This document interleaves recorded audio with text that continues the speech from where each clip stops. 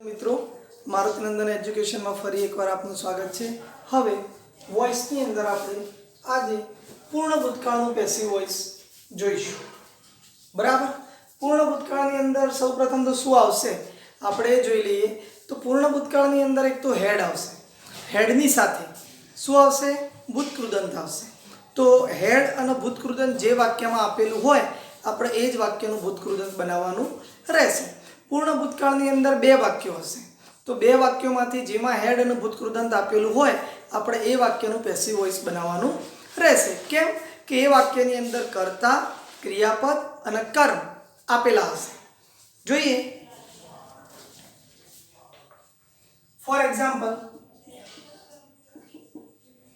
એ તો મેં લખાઈ દીધું છે તમને કાલે પૂર્ણ વર્તમાન કાળ ભણ્યા એ વખતે કે હેવ, હેઝ અને હેડ હોય तो વધારાનો શબ્દ આપણે કયો મૂકવાનો રહેશે BEEN બીન મૂકવાનો રહેશે। જોઈએ હવે I had finished પ્રથમ વાક્ય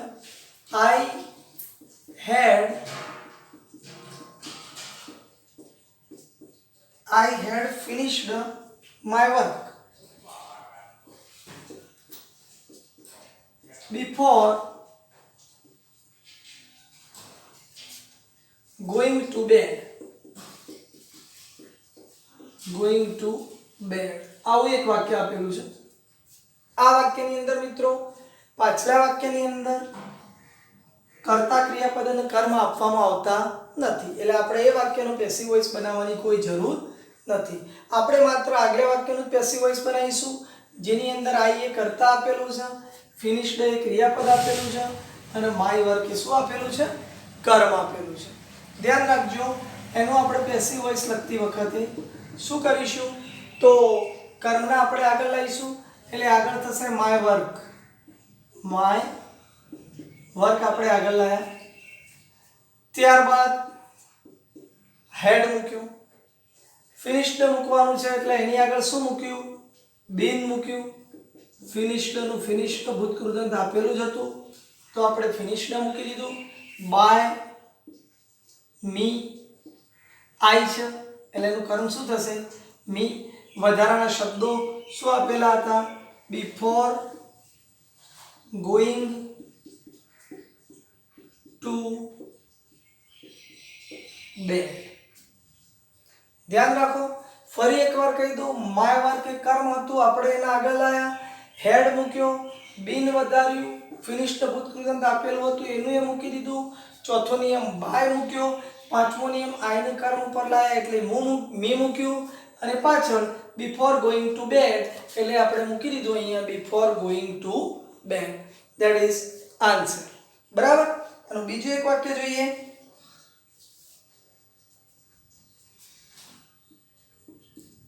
ધ્યાન રાખજો મિત્રો નિખિલ had paid પેલા હેડ આપેલું છે had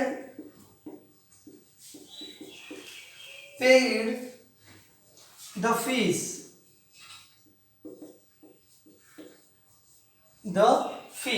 આ વાક્ય છે Nikhil had paid the fees।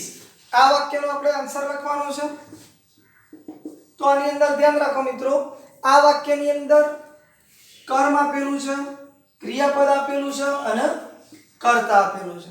કર્મને આપણે આગળ લાવીએ એટલે આગળ શું લખીશું ધ ફીસ। બરાબર।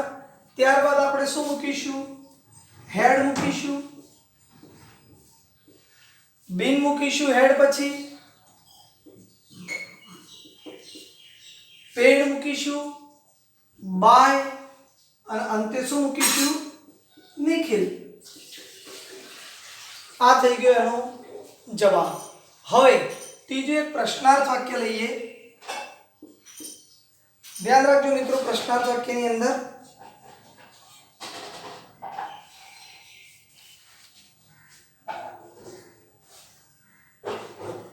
આવું વાક્ય છે why had they taken to the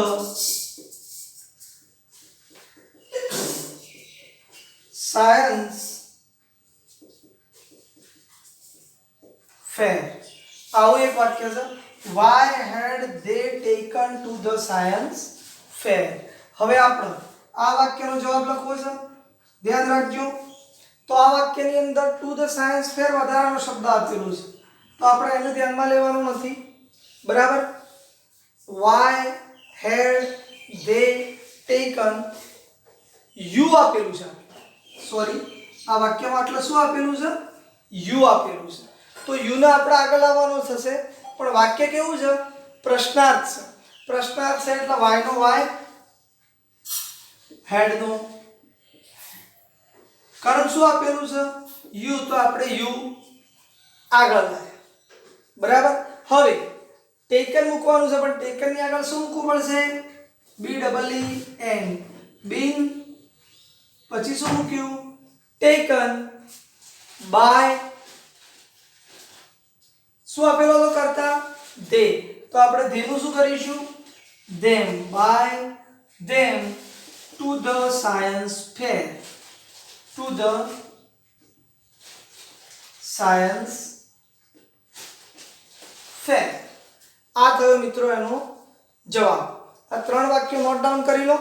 ત્યારબાદ એના બે એક્ઝામ્પલ લઈ અને બે વાક્યો બીજા લઈએ, આપણે લખી લેશો. જો મિત્રો, એક આઈએમપી વાક્ય છે, ધ્યાન રાખજો. which of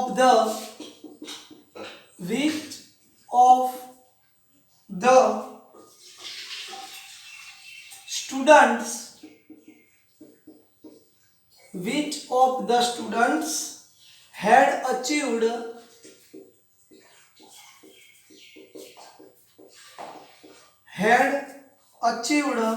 the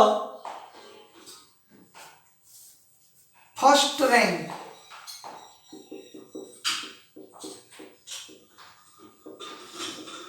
આવું વાક્ય છે મિત્રો. મોસ્ટ આઈએમપી વાક્ય છે. અહીંયા which આપેલું છે. શું આપેલું છે? which. આપણને ખબર છે કે who એટલે કોણ, જે વ્યક્તિ માટે વપરાય છે, અને which એટલે કોણ, પણ એ નાન્યતર જાતિ માટે વપરાતું હોય છે, એટલે કે it માટે વપરાતું હોય છે. તો આની અંદર which of the students, કયા બાળકો એ પ્રથમ રેન્ક મેળવ્યો છે. તો જ્યારે આવી રીતે which વાળું વાક્ય હોય તો એની અંદર આપણે લખવું પડશે by which. શું કરવું પડશે? by which. આઈએમપી વાક્ય છે, ખાસ ધ્યાન રાખજો. which ની જગ્યાએ શું કર્યું? by which. ફ્રેઝિસ હતો એટલે આખે આખો લખી દીધો of the students. આખે આખો આપણે લખી દીધો છે. પ્રશ્નાર્થ છે એટલા માટે હેડ પણ લખી દેવું પડશે. બરાબર. હવે કર્મ શું હતું? ધ ફર્સ્ટ રેન્ક, એટલે આપણે અહીંયા લખીશું ધ ફર્સ્ટ રેન્ક. પછી ભૂતકૃતની આગળ કયો શબ્દ લખવો પડશે? બીન. અને ભૂતકૃતને લખીશું અચીવ્ડ અને પ્રશ્નાર્થ છે. ખૂબ આઈએમપી વાક્ય છે મિત્રો. આવા વાક્યો એક્ઝામ ની અંદર પૂછાતા હોય છે, એટલે આ વાક્ય ઉપર ખાસ ધ્યાન આપશો. હવે એક એવું ને એવું હું વાળું વાક્ય લઈએ.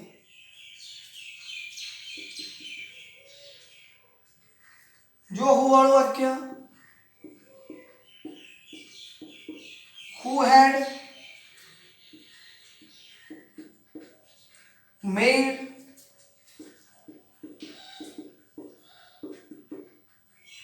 efforts to win the game.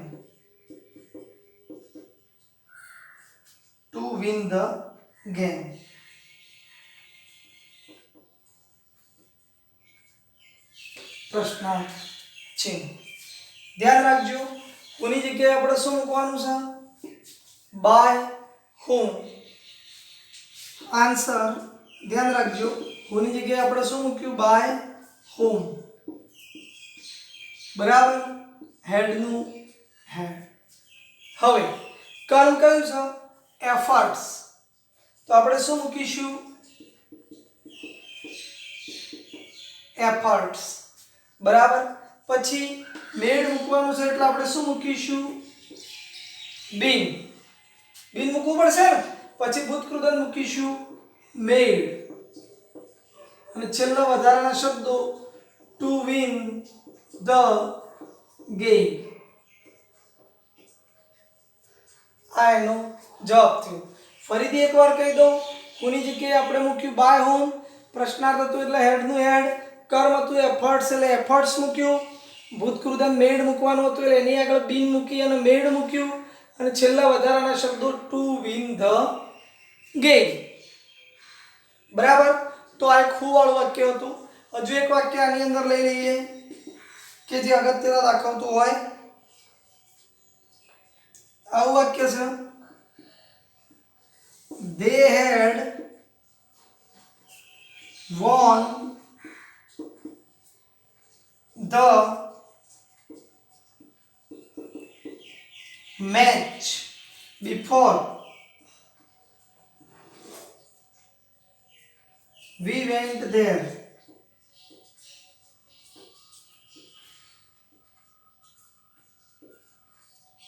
આવું એક વાક્ય આપેલું છે, બિફોર વી વેન્ટ ધેર.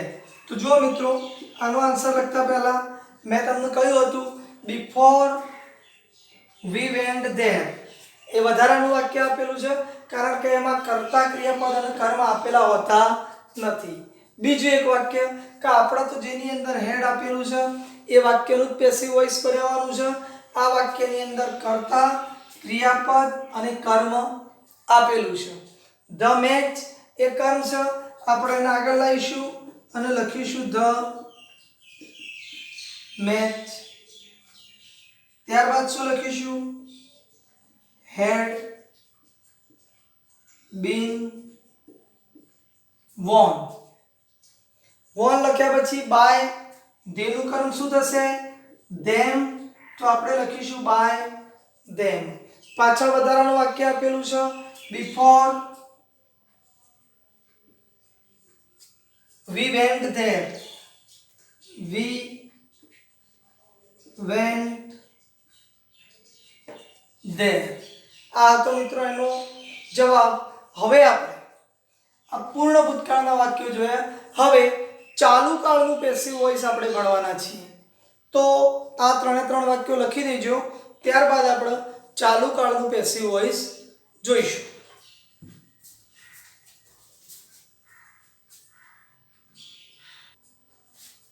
જો મિત્રો, ચાલુ વર્તમાન કાળનું પેસિવ વોઇસ આપણે જોવાનું છે. ધ્યાન રાખજો, પહેલા આપણે દરેકે દરેક સાદો કાળ જોયો, સાદો વર્તમાન કાળ, સાદો ભૂતકાળ, ભવિષ્યકાળ જોયો, મોડલ ઓક્ઝિલરીઝ જોયા. ત્યારબાદ ત્રણે ત્રણ પૂર્ણ કાળ જોયા, અને હવે આપણે ચાલુ કાળનું પેસિવ વોઇસ જોવાનું છે. ચાલુ કાળના પેસિવ વોઇસની અંદર પહેલા વર્તમાન કાળ લીધો, તો એની અંદર નિયમ લખવાનો છે. ચાલુ વર્તમાન કાળમાં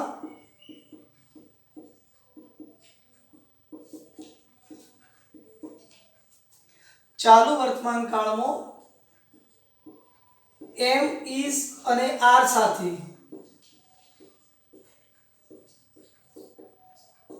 ક્રિયાપદની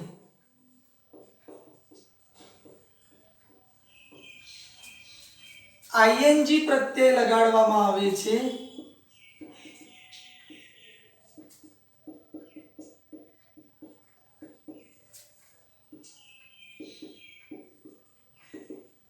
આવા વાક્યનું પેસિવ વોઇસ બનાવતી વખતે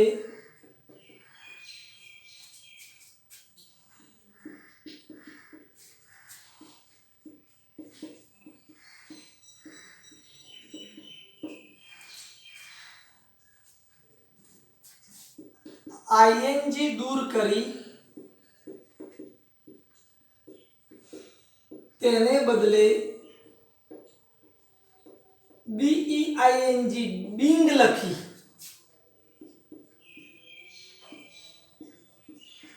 ક્રિયાપદનું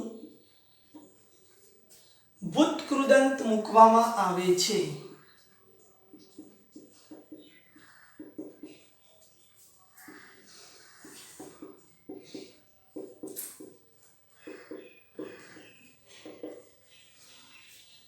બરાબર મિત્રો, આ એક રૂલ્સ હતો કે વર્તમાન કાળની અંદર આપણે શું કરતા હતા, આગળ જોયું છે એમ ઇઝ આર ની સાથે આઈએનજી પ્રત્યય ક્રિયાપદ લગાડવામાં આવતો હતો. એ આઈએનજી પ્રત્યય દૂર કરી એની જગ્યાએ આપણે શું મૂકવાનું છે, બિંગ મૂકવાનું છે, અને જે ક્રિયાપદ બચે એનું ભૂતકૃદંત મૂકવાનું છે. હવે આની અંદર એક નોંધ છે, બિંગ હંમેશા ભૂતકૃદંતની આગળ મૂકવામાં આવે છે.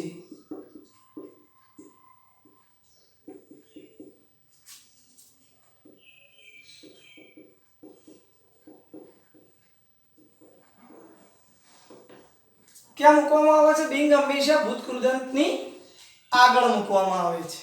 બરાબર, આ બે રૂલ્સ આપણે ધ્યાનમાં રાખવા પડશે. હવે એનું પહેલું એક્ઝામ્પલ લઈએ. ધ્યાન રાખજો મિત્રો, અહીંયા વાક્ય એવું આપેલું છે, I am writing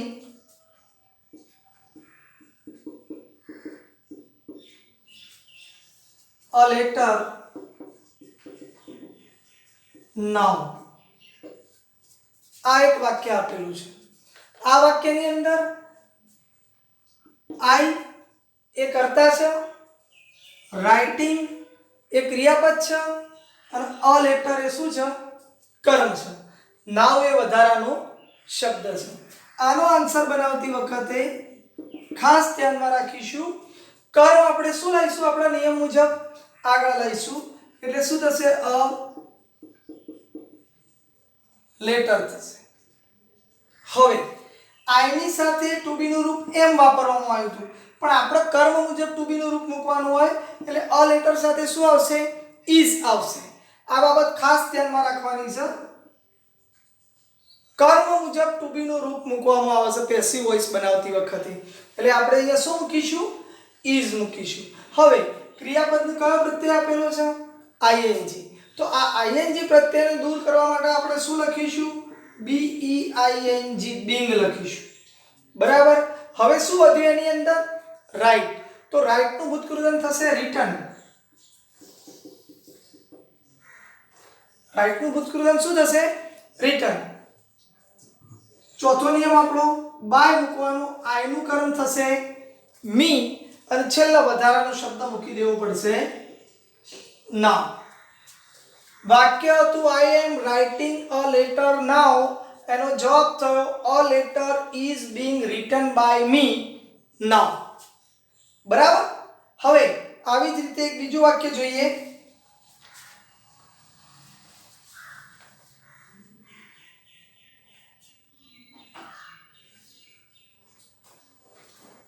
My friend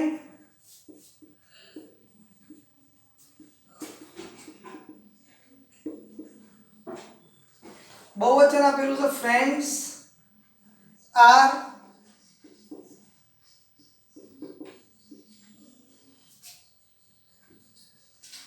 teasing me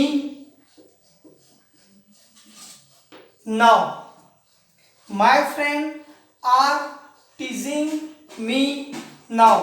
આવું એક વાક્ય આપેલું છે. તો આ વાક્યનો આન્સર બનાવતી વખતે શું કરીશું આપણે, તો અહીંયા કર્મ આપેલું છે મી, ટીઝિંગ એ ક્રિયાપદ છે, અને માય ફ્રેન્ડ્સ એ શું છે, કર્તા છે. તો મી નો આપણે શું કરીશું, આઈ.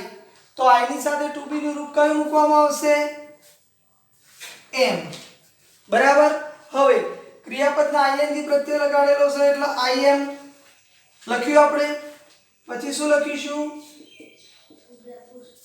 બિંગ. ટીઝ નું ભૂતકૃદંત લખીશું ટીઝડ, ટી ઈ એ એસ ઈ ડી. ધ્યાન રાખવાનું મિત્ર, ભૂતકૃદંત બનાવતી વખતે ટી ઈ એ એસ ઈ ટીઝ નું સ્પેલિંગ થાય છે, પણ આઈ લાગ્યો તો એટલે ઈ દૂર કરવામાં આવ્યો હતો. એનું મૂળ રૂપ થતું હતું ટી ઈ એ એસ ઈ ટીઝ, ખીજવવું. અને આઈએનજી પ્રત્યય લાગ્યો તો એટલે ટી ઈ એ એસ આઈએનજી, ટીઝિંગ થયું. પણ આપણે જ્યારે આનું ભૂતકૃદંત બનાવવાનું છે તો ટી ઈ એ એસ ઈ લખી દેવાનો, અને ઈ આપેલો હોય એટલે મોટે ભાગે શું લાગતું હોય છે, ડી લાગતું હોય છે. ઓકે, હવે આઈ એમ બીંગ ટીઝડ બાય, ચોથો નિયમ. ત્યાર પછી માય ફ્રેન્ડ્સ અને છેલ્લે લખી દેવાનું છે ના. આ બે વિધાન વાક્યો લીધા. વિધાન વાક્યનું પેસિવ વોઇસ કઈ રીતે બને છે એ આપણે જોયું. હવે એક પ્રશ્નાર્થ વાક્ય લઈએ.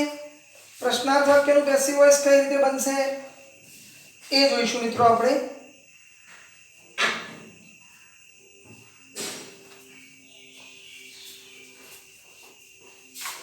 આવું વાક્ય આપેલું છે, ધ્યાન રાખજો. Is Tamil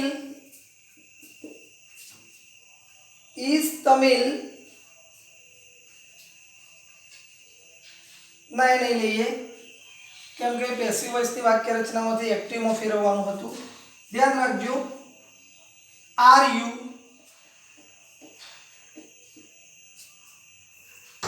speaking